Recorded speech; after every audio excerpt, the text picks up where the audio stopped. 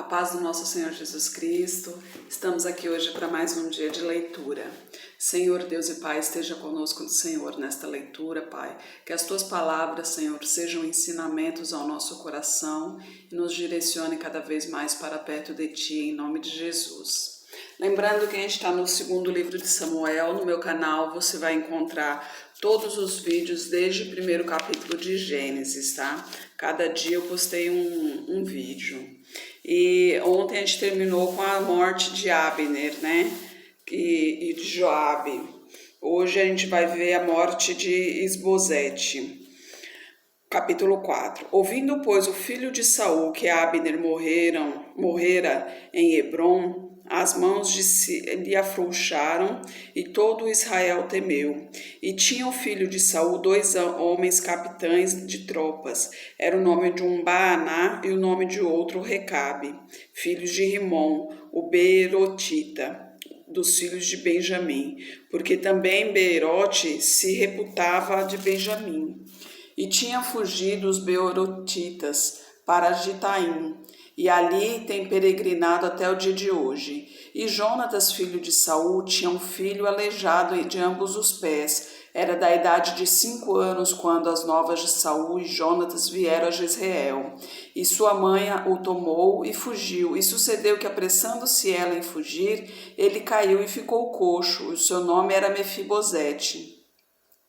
E foram os filhos de Rimom, o Beerotita, Recabe e Baaná, e entraram em casa de Isbosete, no maior calor do dia, estando ele deitado a dormir ao meio-dia. E ali entraram até o meio-dia, até o meio da casa, como que vindo buscar trigo, e o feriram na quinta costela. E Recabe e Baaná, seu irmão, escaparam, porque entraram na sua casa, estando ele na cama deitado no seu quarto. O feriram e o mataram, e lhe cortaram a cabeça. Então, tomando a sua cabeça, andaram toda a noite caminhando pela planície, e trouxeram a cabeça de Isbosete a Davi, a Hebrom, e disseram ao rei: Eis aqui a cabeça de Isbosete, filho de Saul, teu inimigo, que procurava a tua morte.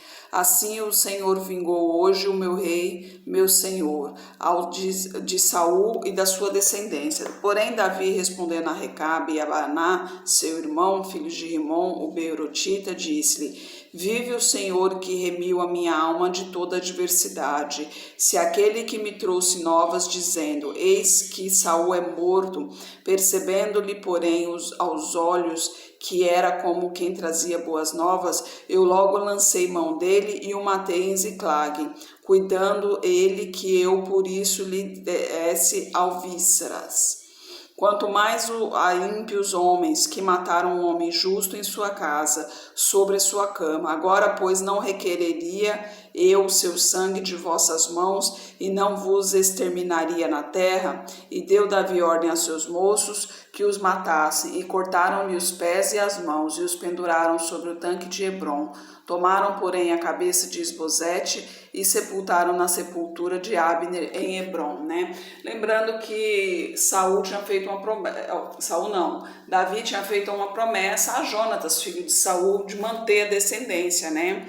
Então agora a única descendência que ficou de Saul é o filho coxo, Mefibosete, porque todos os outros já morreram. Os irmãos se mataram entre si, o que restou, outros homens o mataram. E Davi acabou matando esses homens por terem matado o pessoal de Saul, né? Aí Davi é posto rei de Israel no capítulo 5.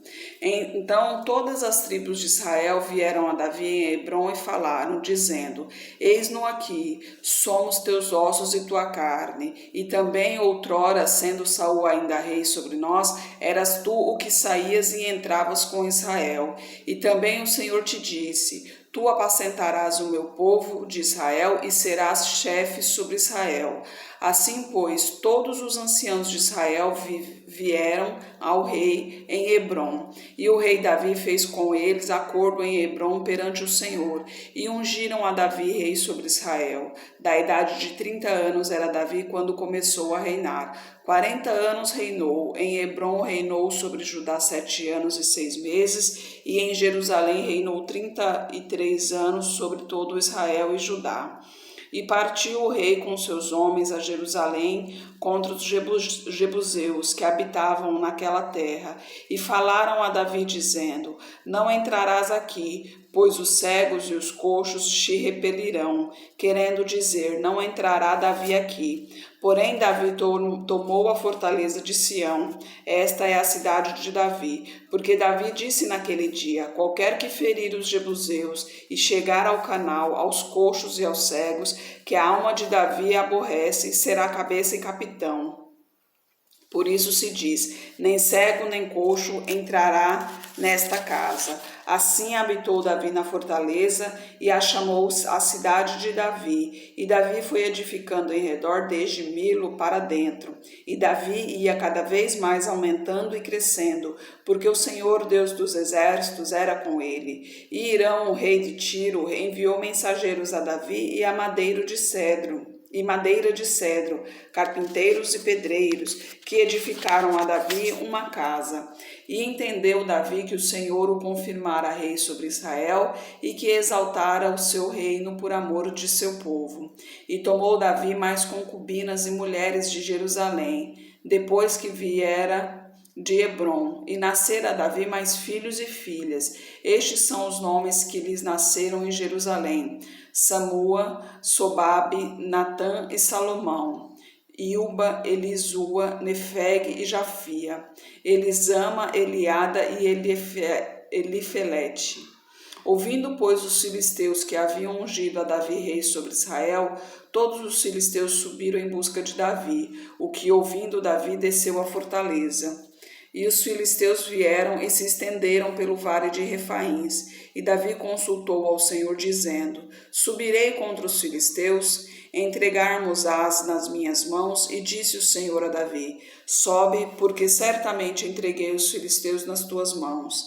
Então foi Davi a Baal-Perazim e feriu-os ali Davi e disse: Rompeu o Senhor a meus inimigos diante de mim, como quem rompe águas. Por isso chamou o nome daquele lugar Baal-Perazim.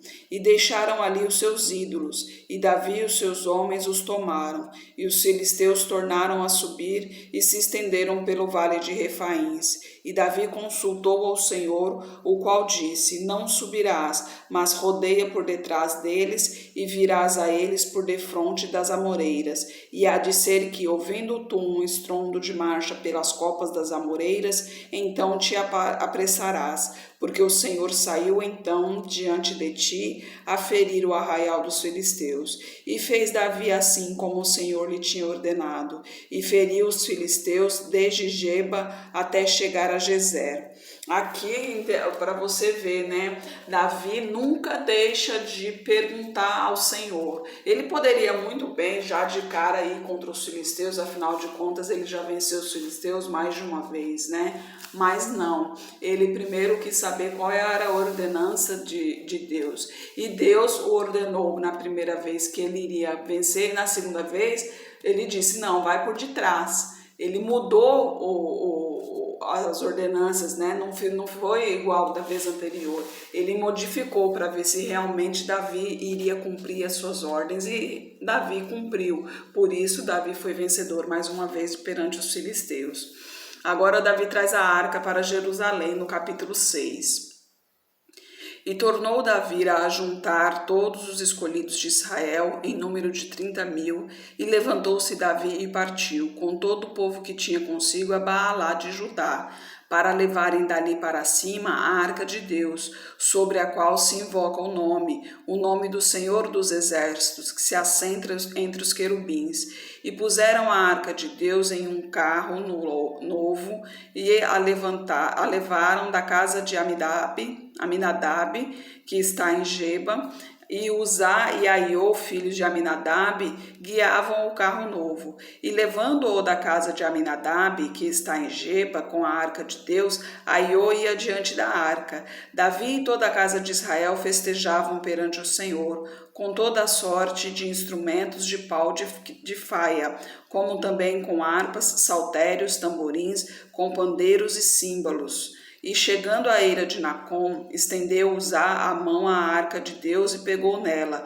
porque os bois a deixavam pender. Então a ira do Senhor se acendeu contra Uzá, e Deus o feriu ali por esta imprudência, e morreu ali junto à arca de Deus. Aqui é um ponto interessante, porque a arca de Deus tem pessoas certas que podem tocar na arca. As pessoas que não podem tocar são só os levitas, né, que podem tocar na arca, que eles são um povo santo, eles são preparados e são preparados para eles são limpos o tempo todo, né, eles são ungidos exatamente para fazer o trabalho de Deus, né? Que os levitas são um povo que intermedia, né, os israelitas e Deus. Eles são intermediadores, né? Então só eles podem tocar. Essa pessoa que tocou aqui, Uzá, ele era um pecador como outro qualquer. Então quando ele tocou na arca, a glória de Deus queimou o pecado, ou seja, ele morreu, né? Então ele morreu ali. Aí no versículo 8, e Davi se contristou, porque o Senhor matara Uzá, e chamou aquele lugar Pérez Uzá, até o dia de hoje. E temeu Davi ao Senhor naquele dia, e disse, como virá a mim a arca do Senhor? Então não quis Davi retirar para junto de si a arca do Senhor, a cidade de Davi, mas Davi a fez levar à casa de Obed-edom, o geteu, e ficou a arca do Senhor em casa de Obed-edom, o geteu, 3 meses, e abençoou o Senhor a Obed-edom e toda a sua casa. Então avisaram a Davi, dizendo, abençoou o Senhor a casa de Obed-edom e tudo quanto tem, por amor da arca de Deus.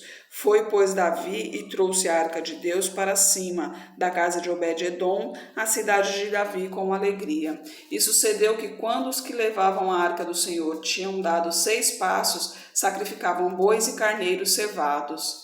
E Davi saltava com todas as suas forças diante do Senhor. E estava Davi cingido de um éfode de linho.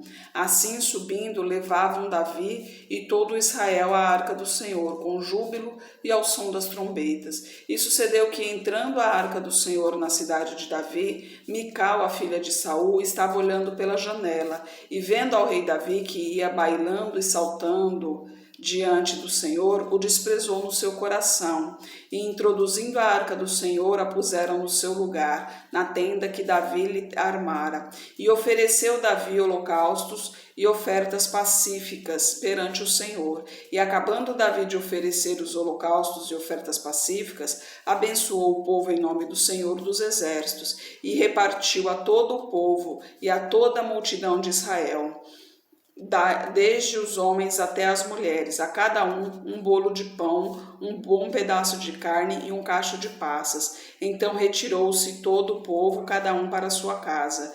E voltando Davi para abençoar a sua casa, Mical, a filha de Saul, saiu a encontrar-se com Davi e disse, como honrado foi o rei de Israel, descobrindo-se hoje aos olhos das servas de seus servos, como sem vergonha se descobre qualquer dos vadios. Disse, porém, Davi a Mical, perante o Senhor que me escolheu, preferindo-me a teu pai e a toda a tua casa, mandando-me que fosse chefe sobre o povo do Senhor, sobre Israel, perante o Senhor dançarei. E ainda mais do que isto, me envilecerei e me humilharei aos meus olhos, mas das servas de quem falastes, delas serei honrado. E Mical, a filha de Saul, não teve filhos até o dia da sua morte. Mical não gostou, né, de ver Davi daquele jeito, com roupas simples, perante os servos, dançando perante o Senhor. Mas ele disse, perante o Senhor eu me humilho, né? O que me importa é Deus. Você pensa o que você quiser, que a mente é sua, mas a Deus eu sirvo de todo o coração, né? E Mical não teve filhos, né? Agora Davi planeja construir um templo no capítulo 7. E sucedeu que, estando o rei Davi em sua casa e tendo o Senhor lhe dado descanso de todos os seus inimigos em redor, disse o rei ao profeta Natã: Eis que eu moro em casa de cedro e a arca de Deus mora dentro de cortinas. E disse Natã ao rei: Vai e faze tudo quanto está no teu coração, porque o Senhor é contigo. Porém sucedeu naquela mesma noite que a palavra do Senhor veio a Natã dizendo: Vai e dize ao meu servo Davi: Assim diz o Senhor: Edificar-me-ás tu uma casa para minha habitação? Porque em casa nenhuma habitei desde o dia em que fiz subir os filhos de Israel do Egito até o dia de hoje, mas andei em tenda e em tabernáculo, e em todo o lugar em que andei com todos os filhos de Israel, falei porventura alguma palavra a algumas das tribos de Israel, a quem mandei apacentar o meu povo de Israel, dizendo: Por que não me edificais uma casa de cedro? Aqui, Davi estava querendo construir um templo para o Senhor, mas pela primeira vez ele não perguntou a Deus se realmente faria isso, se ele realmente poderia fazer isso, se era da vontade do Senhor, porque afinal de contas Deus não habita em obras de mão de homem, Mas a palavra dele diz também que onde dois ou mais falarem meu nome, lá estarei. Então a tenda sempre foi o lugar da Arca da Aliança, ele sempre viveu em tenda. E ele chegou a Natã, que foi o escolhido de Davi, para dar o recado, que realmente não precisa fazer, que não é para fazer, Porque pela primeira vez ele não perguntou a Deus. Aí vamos continuar aqui para ver o fechar dessa história, No versículo 8. Agora, pois, assim dirás ao meu servo Davi: Assim diz o Senhor dos Exércitos: Eu te tomei da malhada, de trás das ovelhas, para que fosses o chefe sobre o meu povo, sobre Israel. Eu fui contigo por onde quer que foste, e destruí a teus inimigos diante de ti. E fiz grande o teu nome, como o nome dos grandes que há na terra. E preparei lugar para meu povo, para Israel, e o plantarei, para que habite no seu lugar e não mais seja removido, e nunca mais os filhos da perversidade o aflijam, como dantes. E desde o dia em que mandei que houvesse juízes sobre o meu povo Israel, a ti, porém, te dei descanso de todos os teus inimigos. Também o Senhor te faz saber que te fará casa, quando teus dias forem completos e vires a dormir com teus pais. Então farei levantar depois de ti um dentre a tua descendência, o qual sairá das tuas entranhas, e estabelecerei o seu reino. Este edificará uma casa ao meu nome, e confirmarei o trono do seu reino para sempre. E eu lhe serei por pai, e ele me será por filho. E se vier a transgredir, castigá-lo-ei com vara de homens e com açoite de filhos de homens. Mas a minha benignidade não se apartará dele, como a tirei de Saul, a quem tirei de diante de ti. Porém a tua casa e o teu reino serão firmados para sempre diante de ti. Teu trono será firme para sempre. Conforme a todas estas palavras e conforme a toda esta visão, assim falou Natã a Davi. Então entrou o rei Davi, ficou perante o Senhor e disse: Quem sou eu, Senhor Deus, e qual é a minha casa para que me tenhas trazido até aqui? E ainda foste isto pouco aos teus olhos, Senhor Deus, senão que também falaste da casa de teu servo para tempos distantes. É este o procedimento dos homens, ó Senhor Deus. E que mais te podes dizer ainda, Davi? Pois tu conheces bem o teu servo, ó Senhor Deus. Por causa da tua palavra e segundo o teu coração, fizeste toda esta grandeza, fazendo-a saber a teu servo. Portanto, grandioso és, Senhor. Ó Senhor Jeová, porque não há semelhante a ti e não há outro Deus senão tu só, segundo tudo o que temos ouvido com os nossos ouvidos. E que nação há como o teu povo, como Israel, gente única na terra, a quem Deus foi resgatar para seu povo, para fazer-te nome e para fazer-vos estas grandes e terríveis coisas à sua terra, diante do povo que tu resgataste do Egito, desterrando as nações e seus deuses, e confirmaste teu povo Israel por teu povo para sempre. E tu, Senhor, te fizestes o seu Deus. Agora, pois, ó Senhor Jeová, esta palavra que falaste acerca de teu servo e acerca da sua casa, confirma-a para sempre e faze como tens falado, e engrandeça-se o teu nome para sempre, para que se diga: o Senhor dos exércitos é Deus sobre Israel, e a casa de teu servo será confirmada diante de ti. Pois tu, Senhor dos exércitos, Deus de Israel, revelaste aos ouvidos de teu servo, dizendo: edificar-te-ei uma casa. Portanto, o teu servo se animou para fazer-te esta oração. Agora, pois, Senhor Deus, tu és o mesmo Deus e as tuas palavras são verdade, e tens falado a teu servo este bem. Sê, pois, agora servido de abençoar a casa de teu servo, para permanecer para sempre diante de ti. Pois tu, ó Senhor Jeová, o dissestes, e com a tua bênção será para sempre bendita a casa de teu servo. Davi ficou feliz aqui, né? Apesar de Deus não ter liberado ele para fazer um templo, mas Deus garantiu ele a descendência, né? Que, olha que Deus fala que mesmo que ele se volte, mesmo que a descendência dele se afaste de Deus, terá a benevolência de Deus, né? Terá um ponto guardado lá com Deus. E isso é maravilhoso, saber que a sua descendência, que a tua família, eles poderão andar no caminho do Senhor e que Deus irá os abençoar e os guiar sempre, né? E a gente, mais para frente, a gente vai ver que realmente Deus cumpre com a palavra dele. Amanhã, no capítulo 8, a gente vai ver diversas vitórias de Davi. Senhor Deus e Pai, obrigada por tua palavra, Senhor, obrigada por tua mensagem, Pai. Que estas palavras sejam guardadas em nosso coração, Senhor, nos direcione, nos ensine, nos proteja, nos guie, Pai. Em nome de Jesus, Senhor, esteja com essa pessoa que está orando comigo agora, derrama a tua unção sobre ela, Pai. Perdoa seus pecados, Senhor, dirija-a de acordo à tua vontade, Pai. Acalante nossos corações, Senhor, precisamos de ti. Momentos difíceis que estamos passando, Pai, momentos de angústias, temor global, Senhor, mas Tu é mais, Senhor, o Senhor é todo poderoso, o Senhor é mais que vencedor, somos fracos, mas em Ti somos fortes, Pai, necessitamos de Tua presença, Senhor, se faz presente sempre em nossas vidas e nos direcione, Pai, é o que eu peço em nome de Jesus, que Jesus Cristo esteja em seu coração e que Deus abençoe.